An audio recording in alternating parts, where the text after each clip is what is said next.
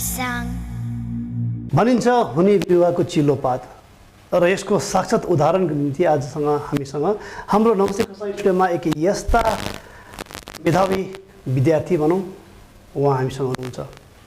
तर म यहाँलाई हाम्रो जति पनि दर्शकहरू आज यस कार्यक्रम हेरेर बसिरहनु छ यहाँलाई एउटा कुरा बताउन चाहन्छु कि यदि जीवनको यो यात्रामा धेरै कठिनाइहरू आए तापनि त्यो कठिनाइहरूलाई पन्छाएर जब सफलता हासिल गरिन्छ त्यसको खुसी हर्षोल्लास नै अर्कै हुन्छ। र आज केही दिन अघि मात्र हामीले नमस्ते खरसाङ च्यानल मार्फत नै हाम्रो एनके समाचारमा हामीले खरसाङकै एउटा यस्ता सानो ठिटो भाइलाई हामीले डाक्टरको उपाधि प्राप्त भएको भनेर खबर अनि हामीले प्रसार पनि गरेका थियौँ। र त्यसपछि भने यहाँलाई बधाई दिनको निम्ति शुभकामना निम्ति हाम्रो फेसबुकमा अनि हाम्रो च्यानलमा पनि धेरै बाढ नै आयो भन्न सक्छु। एक प्रकारले यहाँलाई कुनै राजनीतिक दलका नेताहरूले मात्र होइन तर सामान्य जनसाधारणले पनि यहाँको त्यो अचिभमेन्टमाथि यहाँलाई धेरै बधाई दिने गरेका छन् र गरिरहेका छन्। र आज यसै अवसरलाई यहाँको अत्यन्त व्यस्त समय रहेको छ। उहाँ भोलि मात्र फेरि आफ्नो गन्तव्यतर्फ फेरि सिक्किम फर्किनेछ। तर यहाँ हुनुहुन्छ हाम्रो खरसाङकै निवासी सिङ्गेल नयाँ धुराका निवासी। अहिले यहाँलाई सम्बोधन गर्दा शैलेन्द्र देवान भनिरहेको छु तर अब भने हामी यहाँलाई डाक्टर शैलेन्द्र देवान भनेर परिचय दिन सक्छौँ। नमस्कार भाइ यहाँलाई।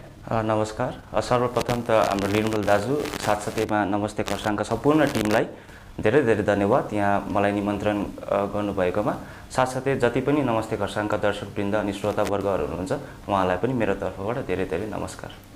र डाक्टर शैलेन्द्र प्रधान भन्दा तपाईँलाई आज कति गर्व अनुभव भइरहेको छ? डाक्टर शैलेन्द्र देवान भन्दा खुसी लागिरहेको छ। धेरै सालको परिश्रम हो। 6 साल लाग्यो पिएचडी गर्दाखेरि। बिचमा कति च्यालेन्जेसहरू पनि आउँछ पिएचडी गर्दाखेरि। मानसिक च्यालेन्जेस साथसाथैमा फिजिकल च्यालेन्जेसहरू पनि हुन्छ। र आज यो मोडसम्म आउँदाखेरि यो 6 वर्षको मेहनतले चाहिँ रङ लागेको फिल गर्दाखेरि चाहिँ एकदमै खुसी लाग्छ। हजुर हामी नमस्ते खरसाङ परिवार अनि जति पनि दर्शकहरूले आज तपाईँलाई हेरिरहनु भएको छ है उहाँहरूको तर्फबाट पनि तपाईँलाई फेरि एकपल्ट हाम्रो स्टुडियोमै बधाई दिन चाहन्छु है। र आजको दिनमा मसँग मेरो प्राविधिक मित्र रहेको छ है भोला राउत अनि अर्पण गुरुङ यहाँकोबाट पनि तपाईँलाई बधाई छ। उहाँलाई धेरै धेरै धन्यवाद। हजुर र अब यो बातचितको क्रममा हामी बस तपाईँबाट जान्न चाहन्छु तपाईँले सिक्किम युनिभर्सिटी जियोलोजी डिपार्टमेन्टबाट पिएचडी गर्नुभयो। त्यो विषय रहेको थियो butterflies community along the elevationary gradient of Sikkim. यो विषयलाई नै किन चुज गर्नुभयो? अलिकति सिम्पल तरिकाले भन्दाखेरि है अब हामी एउटा भिजुअलाइज गरौँ कि हामी सिलगढीबाट हिँड्यौँ गाडीमा र सिलगढीबाट हिँड्दाखेरि हामी सुकुनाको जङ्गल भएर आउँछौँ। त्यहाँनिर एकदम सकुवाको रुखहरू टिकको रुखहरू गर्छौँ।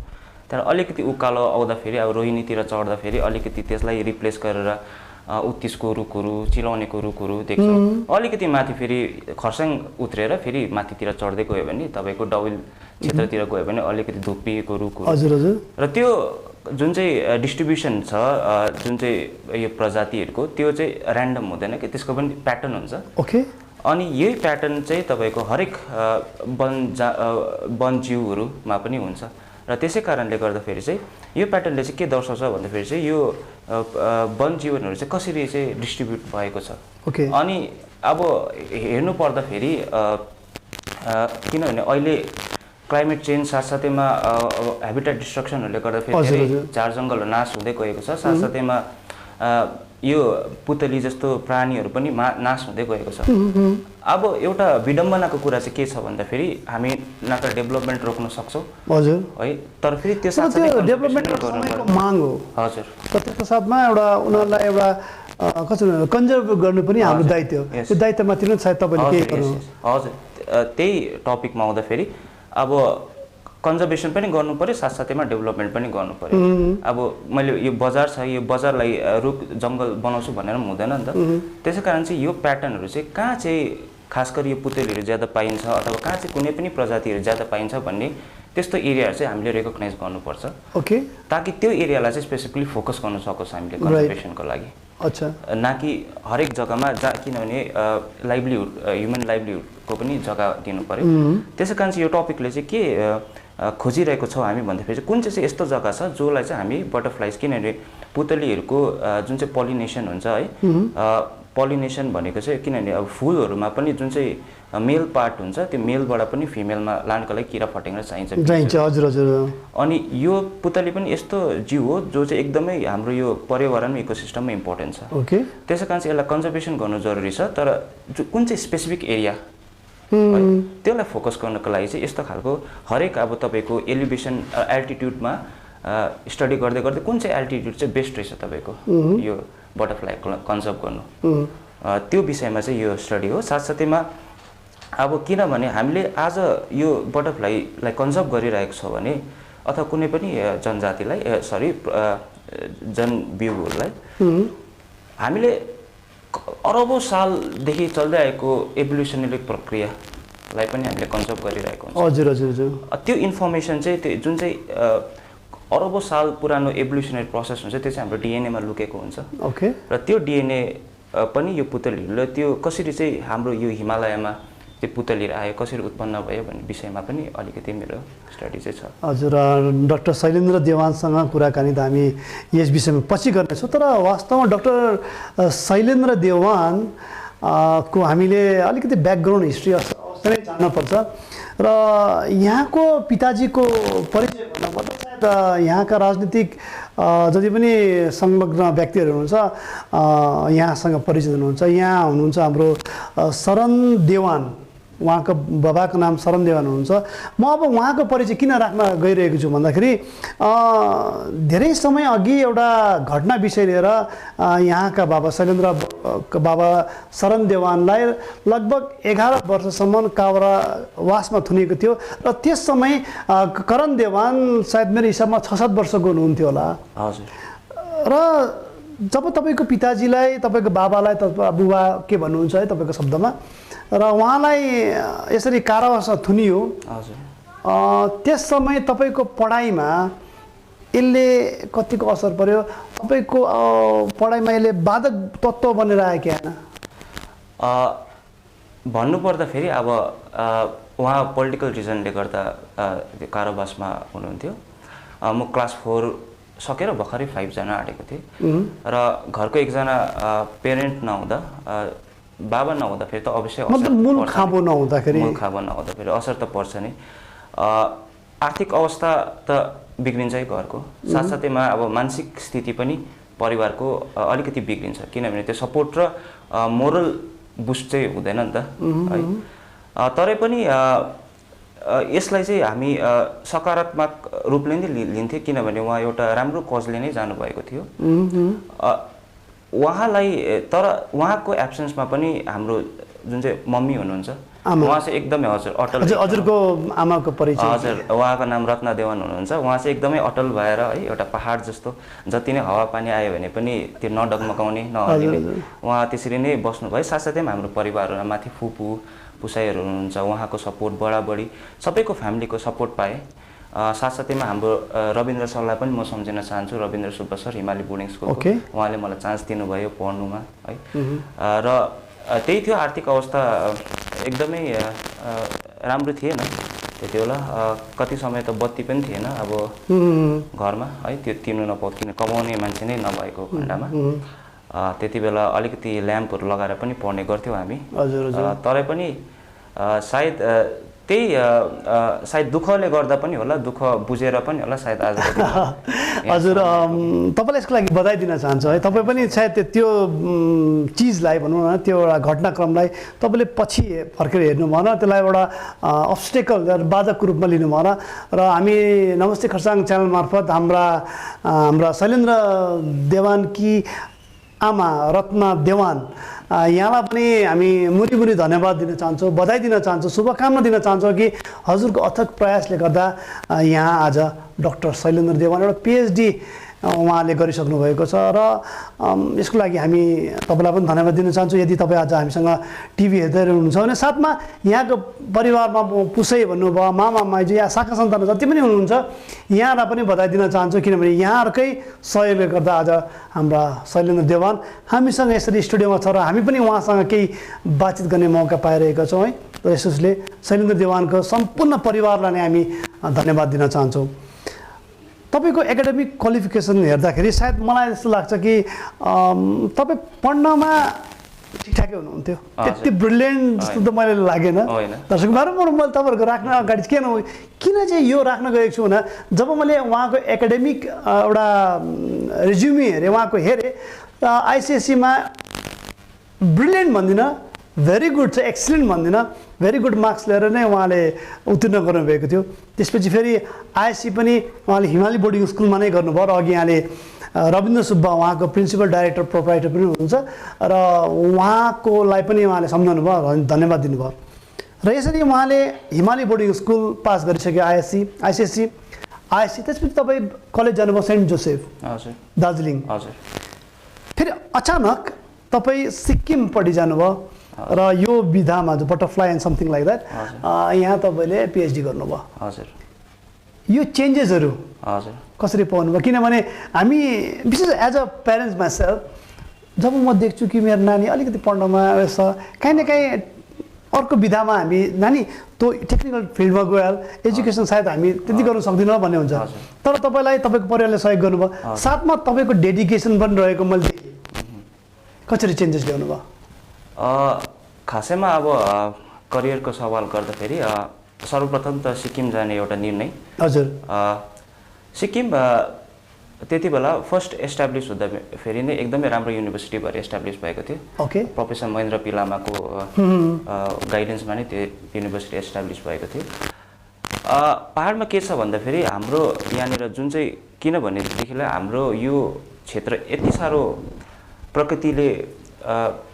प्रकृतिको वरदान छ यस क्षेत्रमा, यति साह्रो बायोडाइभर्सिटी छ यो जग्गामा। अब त्यसलाई रिसर्च गर्नको लागि बाहिरको धेरै 1800 शताब्दीदेखिको युरोपियन्सहरू आएर, ब्रिटिसहरू आएर, हुक्कर जस्तो साइन्टिस्टहरू, जेडी हुक्कर जस्तो साइन्टिस्टहरू आएर, हुक्कर रोड दार्जिलिङमा रोड पनि छ, आएर गर्नुहुन्थ्यो। उहाँको नाममा रोड पनि बनिएको छ। अब स्पेसिफिकली यो हिमालयन रिजनलाई नै हाम्रो वरिपरि सिक्किम दार्जिलिङको क्षेत्रलाई नै ओरिएन्टेड गरेर चाहिँ बनाएको सिक्किम युनिभर्सिटी हो। हजुर। र त्यहाँ पनि त्यही किसिमको अध्ययनहरू हुन्छ हाम्रो क्षेत्रलाई लिएर। अब हाम्रो दार्जिलिङमा त्यो खालको फेसिलिटी नहुँदाखेरि चाहिँ हामीलाई पनि अब जानु एउटा कर्ने हो भनौँ है, कर्ने हो एउटा, तर भाग्यको कुरा पनि हो छिमेकी राज्यमा गएर अध्ययन गर्नु पाउँदाखेरि। हजुर। र तपाईँले जब सानोमा पढाइ गर्नुहुँदै थियो साइन्सलाई नै लिएर अघि बढाउने पहिला सोच राख्नु भएको थियो, पछि गएर तपाईँको माइन्डमा डेभलप हुँदा कि अहिले म साइन्स लिएर पढ्छु सो द्याट यो कम्पिटिसन गरेपछि चाहिँ म यसबाट केही न केही गर्छु भनेर सोच्नु भएको थियो? होइन, सानैदेखिको नै मलाई चाहिँ यो किरा फटेङ्ग्रा मनपर्ने र कमिलाहरूको सानैदेखिको त्यो फाइटहरू गराउने, अलिकति डिस्कभरी च्यानल हेर्ने त्यो गर्ने गर्थेँ र त्यही लाइनमा जाँदा अब बायोलोजी मन पर्न थाल्यो र साथसाथैमा अब वरिपरिको प्रकृतिहरूले अलिकति छोएर चाहिँ त्यही अध्ययनमा लागेर गएको। तर अब भनिन्छ कि अब साइन्स राम्रो, ह्युम्यानिटिज नराम्रो र कम्ती त्यसको एक्सपोजर छ, त्यो चाहिँ होइन। किनभने सानोदेखिको हामीले नानीहरूलाई चाहिँ त्यो किसिमले मोल्ड गर्नुपर्छ कि उसको इन्ट्रेस्ट कतातर्फ छ। र जुनै पनि फिल्डमा लाग्यो भने एउटा एक्सेल गर्नु सक्यो भने चाहिँ त्यो नानीले अवश्य कुनै पनि फिल्डमा चाहिँ कि कसैले भनेर त्यो साइन्सले होइन, साइन्स लिएर चाहिँ अलिकति अपर्च्युनिटी ज्यादा हुन्छ त्यो चाहिँ होइन, तर उसको इन्ट्रेस्टमा गयो भने चाहिँ जुनै पनि तपाईँ एउटा म्युजिककै क्षेत्रमा होस् चाहे त्यो गेम्सकै क्षेत्रमा होस्, अहिले ओलम्पिक्स हुँदैछ है, उहाँहरू पनि सानैदेखि लागि परेर मेडलहरू पाउनुहुँदैछ र त्यो किसिमले गयो भने चाहिँ सबैले सक्सेस चाहिँ पाउनेछ। मतलब डेडिकेसन हुनु जरुरी छ। डेडिकेसन प्लस इन्ट्रेस्ट, तर त्यो इन्ट्रेस्ट जगाउनको लागि चाहिँ फेरि पेरेन्ट्सहरूको पनि एकदमै जरुरी रोल चाहिँ छ, इन्ट्रेस्ट जगाउन। हजुर, दर्शक महानुभावहरू, हामीसँग अहिले बातचित गरिरहेको छ डाक्टर शैलेन्द्र देवान। उहाँले केही दिन अघि मात्र पिएचडी गर्नुभएको छ र यहाँ हाम्रो खरसाङको सिङ्गेल नयाँ धुरा निवासी हुनुहुन्छ र यहाँले अहिले हल्का रूपमा भए तापनि आफ्नो आमा बाबालाई त धन्यवाद दिनुभयो, साथमा उहाँले एउटा साथमा महत्त्व कुरा गर्नुभयो कि नानीहरूको इन्ट्रेस्टको साथमा, डेडिकेसनको साथमा अभिभावक द्याट मिन्स प्यारेन्ट्सको पनि रोल महत्त्वपूर्ण हुन्छ तपाईँको नानीको भविष्यको यदि राम्रो बनाउन चाहनुहुन्छ भने। र यहाँको कुरोलाई म थप्दै भन्न चाहन्छु कि जति पनि आज डाक्टर शैलेन्द्र देवान भाइलाई यस्तै तपाईँको टिभी स्क्रिन हेरिरहनु भएको छ, निश्चय नै यहाँको आमा बाबा अनि परिवार गर्वित हुनुहुन्छ कि उहाँलाई आज यसो देखिरहनु भएको छ। साथमा धेरै अभिभावक यस्ता हुन्छन् जसले चाहिँ आफ्नो नानीलाई पनि यसरी सफलता प्राप्त गरेर हेर्न चाहन्छ भने तर फोर्स छैन, उहाँलाई इन्ट्रेस्ट जो छ त्योमा जगाउनु। किनभने यो अहिले हाम्रो जुन क्षेत्र छ केवल साइन्स पढेर मात्र धेरै अपर्च्युनिटी पाउँछ भन्ने छैन। ह्युमेनिटी द्याट मिन्स आर्ट्स कमर्सहरू पढेर पनि नानीहरूले त्यहाँ एक्सेल गर्न सक्छ, द्याट मिन्स सर्भाइभ गर्न सक्छ इफ द प्यारेन्ट्सको सपोर्ट नानीमा छ र नानीकोमा पनि फेरि डेडिकेसन एन्ड सिन्सिरिटी छ भन्ने के भन्न चाहनुहुन्छ? हस्, एकदमै सही भन्नुभयो तपाईँले। इन्ट्रेस्ट हुनु एकदमै जरुरी छ, किन इन्ट्रेस्ट छ भने मात्रै डेडिकेसन पनि दिन सक्छ नि त। कुनै कुरामा मलाई अल्छी लाग्दैछ भने म त्यो कुरामा त डेडिकेट गर्न सकिँदैन।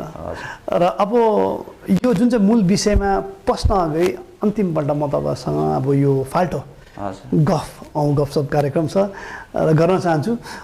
तपाईँ पढाइको क्षेत्रमा त क्लास 9, 10 या 11, 12मा केटाहरू अलिकति भए पनि यताउता बाङ्गिने र साथीको सङ्गतमा परेर सबै साथी नराम्रो हुन्छ भन्ने छैन, तर त्यस्तो हुने गर्छ। तपाईँलाई आज स्मरण गर्दाखेरि कतै तपाईँ पनि त्यस्तोमा अलिकति बाङ्गिनु भयो जस्तो लाग्दैन, या तपाईँले चाहिँ सठिक मार्गमा त पाउनुभयो या बेस्ट फ्रेन्डमा त पाउनुभयो जसले चाहिँ तपाईँलाई राइट पाथमा डाइरेक्ट मतलब डोराएर लग्यो? अलिकति बाङ्गिने त्यो अलिकति चञ्चलपन त हुन्छ नि, हजुर त्यही भन्नु चाहियो, एउटा एज त हो है। तर पनि कस्तो हुन्छ भन्दाखेरि सङ्गत गुनाको फल भन्छ नि, पेयर्सहरू हुन्छ। हजुर मैले चाहिँ पेयर्सहरू एकदमै राम्रो पाएको छु, किनभने स्कुलको फ्रेन्ड्सहरू हिजो पनि मेरोमा आएको थियो र बातचित गरेको। सिद्धार्थ, सौरभ, नवदीप, म्याकहरूलाई म सम्झन चाहन्छु यहाँबाट हेर्दै हुनुहुन्छ भने। एकदमै शुद्ध ग्रुप छ केटाहरू, चञ्चलपन छ तर त्यो बिग्रिने बाटोमा होइन। साथसाथैमा अब गाउँमा चाहिँ के भयो भन्दाखेरि गाउँको पनि अब इन्भाइरोमेन्टमा चाहिँ त्यहाँनिर पनि साथीहरू एकदमै सोझो पाएँ। किन भन्दाखेरि हामी बाइफेथमा हिँड्ने गर्थ्यौँ र बाइफेथले चाहिँ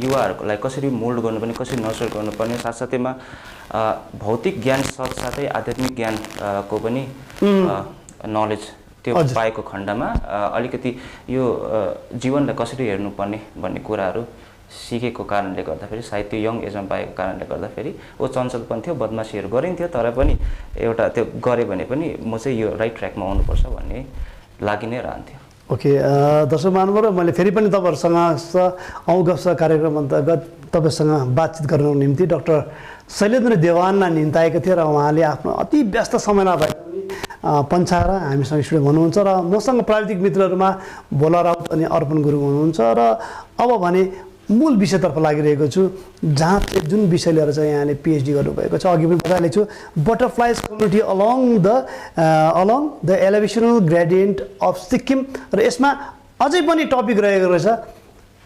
म अनि मेरो दर्शकहरूलाई बताइदिने डाक्टर शैलेन्द्र देवानलाई अनुरोध गर्न चाहन्छु। त्यो टपिक सँगसँगै डिस्ट्रिब्युसन प्याटर्न एन्ड फाइलोजेनी भन्छ है। ओके, र डिस्ट्रिब्युसन प्याटर्नको बारेमा अलिकति विस्तृत रूपमा भनेको थिएँ। कसरी चाहिँ यो पहाडको तपाईँको ग्रेडियन्ट हाइट बढ्दै जाँदा चाहिँ कसरी कम्युनिटीहरू अर्को अलग हुँदै जान्छ त्यो विषयमा हो। र अर्को चाहिँ तपाईँको अरबौँ सालदेखिको चल्दै आएको यो प्राकृतिक प्रोसेसेसहरू फेनोमेना कसरी चाहिँ यो हाम्रो डिएनएमा, यो पुतलीको डिएनएमा चाहिँ त्यो इन्फर्मेसन चाहिँ लुकेर बसेको छ भन्ने कुराहरूको विषयमा अध्ययन हो। तर अध्ययनको चाहिँ फेरि आउटपुट चाहिँ के छ भने स्पेसली कन्जर्भेसन, किनभने अब क्लाइमेट चेन्ज भइरहेको छ है, पर्यावरण अलिकति हाम्रो गर्मी बढ्दै गएको छ। तपाईँले हेर्नुभयो भने सुन्तला आज जुन चाहिँ जग्गामा हुन्छ त्यो जग्गामा हुँदैन, अलिकति माथि पाइन्छ सुन्तलाहरू। अलैँचीहरू मासेर गइसक्यो, अब यो सबै हुँदाहुँदै पनि हामीले यो त अब एउटा ग्लोबल इस्यु हो, तर पनि यो पुतलीहरूले कसरी चाहिँ त्यसको लक्षण चाहिँ देखाउँदैछ, किनभने हामीले स्पेसिफिक हामीले इन्फर्मेसन चाहिँ पाएको छैनौँ यो विषयहरूमा। तर पनि यो पुतलीहरूले चाहिँ कसरी चाहिँ दर्शाउँदैछ, किनभने आजको दिनमा हाम्रो खरसाङको तल बालासन खोला एकदमै लो एल्टिट्युड गरम जग्गामा पाइने पुतली सायद 10 वर्ष अगाडि त्यहाँ पाइन्छ भने अहिले अलिकति सिफ्ट भएर माथितिर आएको छ। र यस्तो खालको जुन चाहिँ फेनोमेनाहरू छ यो बुझ्नुको लागि चाहिँ यो रिसर्चको चाहिँ मेन उद्देश्य। हजुर, र हामीले कहिले कहिले सुन्ने गर्छौँ कि जब यो क्लाइमेटिक चेन्जेस आउँदा ग्लोबल वार्मिङको कारणले गर्दाखेरि है यसले बटरफ्लाई पुतलीको प्रजातिलाई कत्तिको ह्याम्पर पारिरहेको छ, र यो ह्याम्परको जुन चाहिँ रिजल्ट आउटकम आइरहेको छ यसले ह्युमन उयसलाई बिङलाई कस्तो म्यासेज फ्याँकिरहेको छ त? भन्नुपर्दा त सबै प्राणी नै एफेक्टेड भइरहेको छ है। Human being directly climate through climate पनि इफेक्ट भइरहेको छ। कति बेला त्यो हिउँहरू पग्लिने भएर फ्लडहरू आउनेहरू भइरहेको छ। तर इन्डाइरेक्टली चाहिँ पुतलीमै जानु पर्दाखेरि चाहिँ अब पुतली एकदमै इम्पोर्टेन्ट पोलिनेटर्स हो। हजुर। र पुतलीहरू नै मासिँदै गयो भने भोलिको दिनमा हाम्रो एग्रिकल्चर प्रोडक्ट्सहरू राम्रो त्यो सस्टेन हुँदैन क्या। अब पपुलेसन चाहिँ बढ्दै गइरहेको छ, पुतलीहरू मासिँदै जाँदैछ, साथसाथैमा तपाईँको एग्रिकल्चर प्रोडक्टको जुन चाहिँ पोलिनेसन प्रोसेसहरू त्यो नभएर फेरि एग्रिकल्चर प्रोडक्सन पनि फेरि घट्दै जाँदैछ। अब त्यो ग्राफलाई तपाईँले मिलाएर हेर्नुभयो भने ह्युमन पपुलेसन बढ्दैछ, एग्रिकल्चर प्रोडक्ट घट्दैछ। अभियसली त्यहाँनिर फ्यामिन र डिसब्यालेन्स आउँछ र फ्यामिन अनिकाल पर्न सक्छ। हजुर हजुर। र के हामी पुतलीलाई एउटा ट्रान्सपोर्टरको रूपमा लिन सक्छौँ? ट्रान्सपोर्टरको रूपमा इन द सेन्स अब त्यो चाहिँ ट्रान्सपोर्टर भन्दा पनि त्यसलाई इन्डिकेटर स्पिसिस भनिन्छ है, जसले चाहिँ इन्डिकेट गरिरहेको छ हाम्रो यो चेन्जेसहरू। हजुर, यो क्लाइमेट चेन्ज अथवा यो हेबिटेट डिस्ट्रक्सनहरू। किनभने सबै फेरि डेभलपमेन्टको नाममा सबै जङ्गल नै मासे भने पनि फेरि त्यहाँ हुने एउटा इकोसिस्टम जुन चाहिँ ब्यालेन्स छ नि यो प्रकृतिमा त्यो चाहिँ हराएर जान्छ। त्यो चाहिँ इन्डिकेट गर्छ पुतलीहरूले, इन्डिकेटर स्पिसिस भनिन्छ। र अहिले हामी वर्तमान समयमा केही दिन अघि मैले पनि एउटा मेरै घरको नजिक क्वार्टरमा एउटा यस्तो प्रकारको पुतली देखेँ जसको मैले जुन चाहिँ पङ्खा रहेको थियो उसको विङ्स, हजुर, त्यहाँ एउटा कोब्राको जस्तो आकार देखेको थियो। हजुर हजुर। वास्तवमा के हो त्यो चाहिँ अब बेलुका देख्नु भएको हो भनेदेखिलाई होइन, मैले दिउँसै देखेको थिएँ र त्यसलाई मैले एक जग्गा उठाएर मेरो खिर्कीको छेउमा राखेँ ताकि त्यसलाई चाहिँ कुकुरहरूले चाहिँ त्यसलाई हार्म नगरोस् भनेर आएको थिएँ। हजुर, के हुनसक्छ? विशेष गरी चाहिँ त्यो बेलुका देखिने चाहिँ मथ है र बिहान देखिने चाहिँ बटरफ्लाई, तर नेपाली भाषामा दुवैलाई पुतली नै भनिन्छ। हजुर। त्यो जुन चाहिँ तपाईँले त्यो कोब्रा जस्तो त्यो आँखाको रिङ्सहरू भन्नु, हजुर हजुर हजुर, त्यो चाहिँ खासमा त्यो चाहिँ जुन चाहिँ किनभने त्यसलाई खाने पनि अरू छिप्केली प्रेडिटर्स चराहरू हुन्छ नि त पुतली खाने पनि, तर त्यो रिङले चाहिँ त्यसलाई स्पेसली त्यसलाई पुतलीलाई डराउने, अलिकति त्यो छिप्केलीलाई डराउने त्यो आइस स्पटहरू, त्यो त्यो आइस स्पट भन्छ, ओसेली पनि भन्छ त्यसलाई।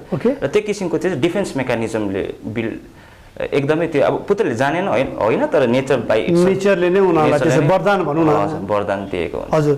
र अब तपाईँको शोध कार्यपट्टि पिएचडीपट्टि, हजुर, जब तपाईँले यो पिएचडी थिसिस गर्दै गर्नुहुन्थ्यो तपाईँले कुन कुन जग्गाको ट्राभलिङ गर्नुभयो, कतिको स्पेसिसहरू तपाईँको त्यो पुतलीको पाउनुभयो, देख्नुभयो? विशेष गरी जग्गा ट्राभल गर्दाखेरि मेरो त हरेक एलिभेसनमा स्टडी हो, त्यसै कारण अब रङ्गित खोलाको त्यो किनारदेखिको सुरु गरेर जहाँ त्रिवेणीहरू भनिन्छ त्यहाँदेखिको बढ्दै बढ्दै खोलै पछाउँदै पछाउँदै पछाउँदै गएर चाहिँ कञ्चनजङ्घाको फेदसम्म पनि पुगेँ। हजुर, माथि जङ्गली तपाईँको थाङसिङ भन्ने जग्गाहरू एकदमै वेस्ट सिक्किमको एकदम हाई अल्टिट्युड जग्गाहरू, त्यहाँसम्म स्टडी एरिया पर्थ्यो। त्यो गर्दाखेरि चाहिँ बटरफ्लाईहरू त्यहाँ वरिपरि हेर्दा हेर्दा हेर्दा गर्दाखेरि चाहिँ तकरिबन 300-400 पुतली चाहिँ देखेँ। तर पनि त्यो एउटा हाम्रो चाहिँ स्पेसिफिक स्याम्पलिङ एउटा प्रोटोकल हुन्छ, एउटा फिक्स जग्गालाई लिएर स्याम्पलिङ गर्नुपर्छ। त्यो गर्दाखेरि चाहिँ नम्बर अफ बटरफ्लाई चाहिँ 253वटा चाहिँ हाम्रो त्यो स्याम्पलिङ वाट रेटमा चाहिँ छ। तर अब देख्नु चाहिँ अब 300-400 देखेको हो।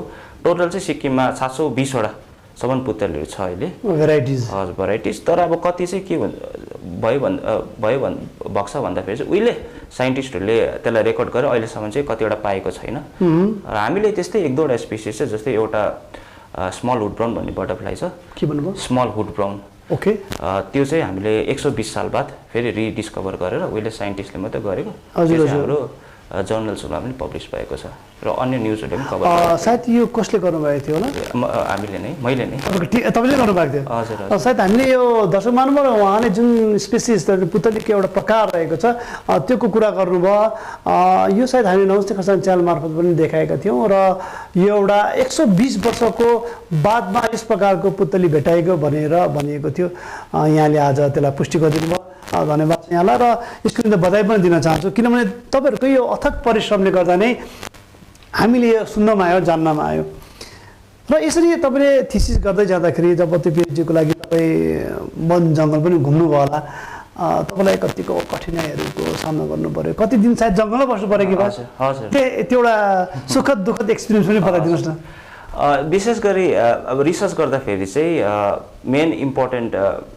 प्रब्लम चाहिँ फन्डिङको हुन्छ है र फन्डिङ चाहिँ मैले ब्रिटेनबाट चाहिँ पाएको कारणले गर्दाखेरि चाहिँ अलिकति फन्डिङ चाहिँ थियो मेरोमा तर पनि जङ्गलमा कति दिन बस्नुपर्ने टेन्टहरू लगाएर त्यसमा चाहिँ सबै अब टिमै लगेर है गाइडहरू लगेर फोटोजहरू लगेर चाहिँ अब बसिन्थ्यो 2 हप्ता 10 दिन त्यस्तोहरू जङ्गल कहिले कहिले तपाईँ एडभेन्चरस प्रेमी हुनुहुन्छ हजुर एकदम एडभेन्चरस प्रेमी द्याट इज वाइ तपाईँ जङ्गलमा बस्दाखेरि असुविधा भएन होला हजुर भएको छैन अच्छा त्यो एक्सपिरियन्स बताइदिनु जो चाहिँ तपाईँले पछि गएर साथीहरूलाई सेयर गर्दा मजा लाग्यो किनभने हामी जब जङ्गल सफारी नै भन्नु सक्छौँ है सफारी गर्दाखेरि कहीँ न कहीँ एउटा यस्तो घटना घट्ने गर्छ जो चाहिँ हामी पछिसम्म हाम्रो सायद अब बुढेसकालमा गएर पनि त्यो बिर्सिनु सक्यो त्यस्तो घटना भएको देख्दैन हजुर घटनाहरू त त्यस्तो धेरै भएको छ जङ्गलमा है तर एकखेप चाहिँ त्यो हामी माथि जाँदा जाँदा चाहिँ अब पानी परेर बिचमा होइन लुत्रुकै भएर अब त्यस्तो परिस्थितिहरू आउने र विशेष गरी अब एकदमै सामान्य समस्याहरू झेल्नुपर्ने टोइलेटको प्रब्लम हुन्छ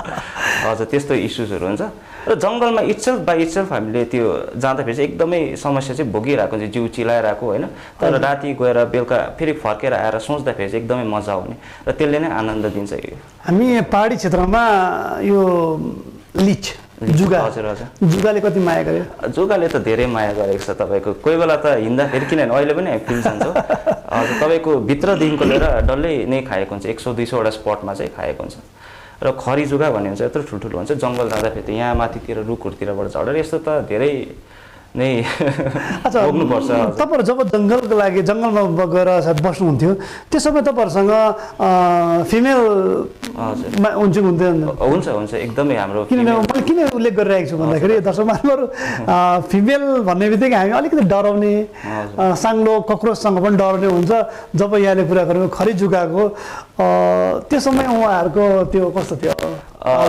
एक समय चाहिँ हामीले मास्टर्सको स्टुडेन्टहरूलाई गाइड गरेर लगेको थियो अब कतिजना चाहिँ धेरै डराउने तर कतिजना चाहिँ एकदमै धेरै जस्तो चाहिँ एकदमै निडर किनभने उहाँहरूले त्यो जुलोजी क्षेत्रमा मास्टर्ससम्म आइपुग्दाखेरि चाहिँ एकदमै त्यो यस्तो प्राणीहरूसँग चाहिँ खेल्ने चाहिँ भइसकेको हुन्छ किनभने डाइसेक्सन भएको त त्यो सिँगानी भेटेर चिरेर नै आएको हुन्छ र त्यो एक्सपिरियन्स चाहिँ हुन्छ हजुर हजुर मतलब भन्नुपर्दा चाहिँ उहाँहरूले पहिल्यै त्यो सब देखेर त्यसलाई चिरफार गरेको कारणले गर्दाखेरि चाहिँ उहाँहरूको डर हटिसकेको हुन्छ यो पिएचडीको जुन चाहिँ कोर्स रहेको छ तपाईँको कोर्स थियो भन्नु पऱ्यो अब त है कति अवधिको थियो र कसरी चाहिँ तपाईँले यसलाई पार गर्नुभयो खास गरी चाहिँ यो 5 इयर्सको थियो लास्ट इयर सकिने तर लास्ट इयर यो कोभिडको महामारीले गर्दाखेरि अलिकति एक्सटेन्ड भएर गयो त्यसै कारण चाहिँ यो साल चाहिँ मेरो सक्यो हजुर हजुर अब सायद तपाईँको यो एनाउन्स भयो कि तपाईँको पिएचडी सक्सेस भयो भनेर now we can call you doctor सैन देवान हजुर र कन्भोकेसन दीक्षान्त समारोह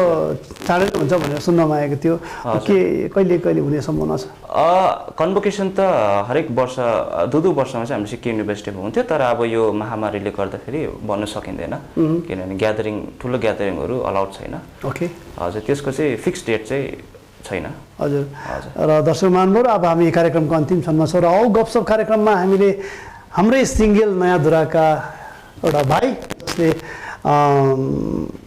पिएचडी गर्नुभएको थियो र उहाँलाई हामी डाक्टर भएर सम्मान पनि गरिसकेका छौँ डाक्टर भएर सम्बोधन पनि गरिसकेका छौँ र आउने भविष्यको लागि पनि उहाँलाई धेरै धेरै शुभकामना दिन चाहन्छौँ र हाम्रो धेरै दर्शकहरूले यहाँलाई हेरिरहनु भएको छ आज धेरै दर्शकहरूले यहाँलाई परिचय पनि प्राप्त गर्नुभएको छ है र मोस्ट अफ द प्यारेन्ट्सले सोच्दो होला या मोस्ट अफ द जो स्टुडेन्ट हुनुहुन्छ जो चाहिँ उहाँलाई एउटा इन्सपिरेसन मानेर पढ्ने इच्छा गरिरहेको होला र यहाँबाट जान्न चाहन्छु वाट नेक्स्ट पिएचडी कम्प्लिट भएपछि हाम्रो शैलेन्द्र देवान, डाक्टर शैलेन्द्र देवान, माफ गर्नुहोला, डाक्टर शैलेन्द्र देवानको एम के रहेको छ? What next after this?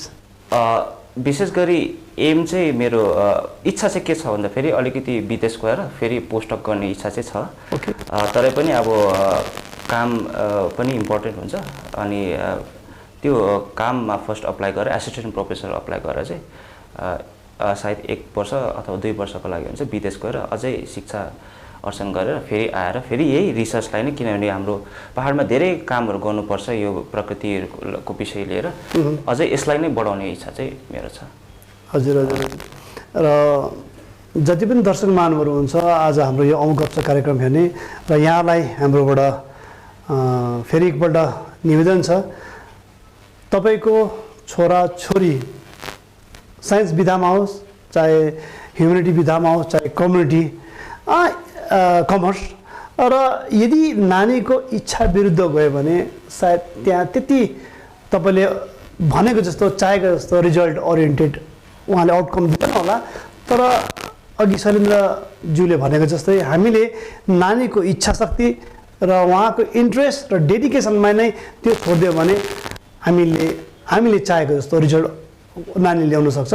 तर यस नानीमा पनि त्यो डेडिकेसन हुन जरुरी छ र अभिभावकको एउटा जिम्मेवारी के बन्छ मैले डाक्टर शैलेन्द्र देवानबाट जान्न पाएँ कि अभिभावकमा पनि त्यो एउटा परिश्रम गर्ने एउटा क्षमता हुनुपर्छ र उहाँलाई नानीलाई गाइड गर्नुपर्छ भनेर यहाँले भन्नुभएको छ। र जाँदा जाँदै डाक्टर शैलेन्द्र देवान जसले पिएचडीमा गर्नुभयो र आज यसरी ठुलो उपलब्धि हासिल गर्नुभएको छ है, र आउने दिनमा यहाँको जुन चाहिँ सपना रहेको छ त्यो पनि बताइदिनु भयो।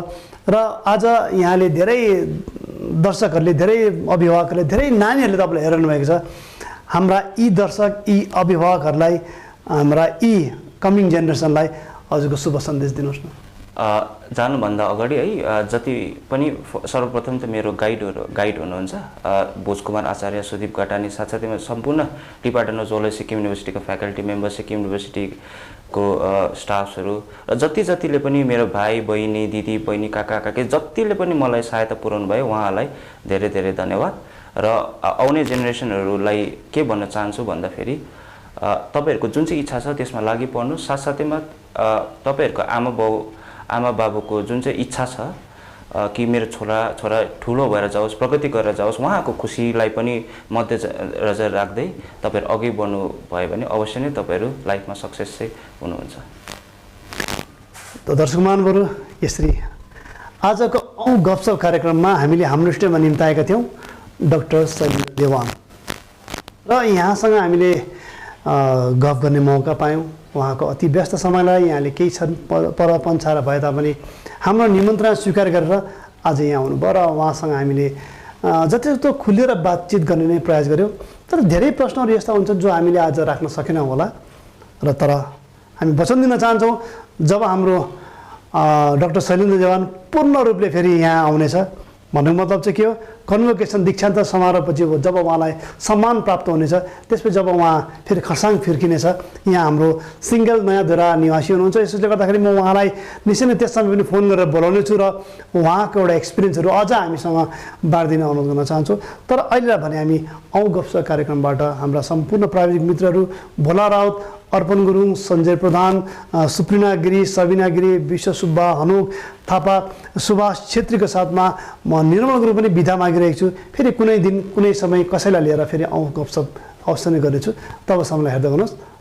नमस्ते खरसाङ च्यानललाई, नमस्ते।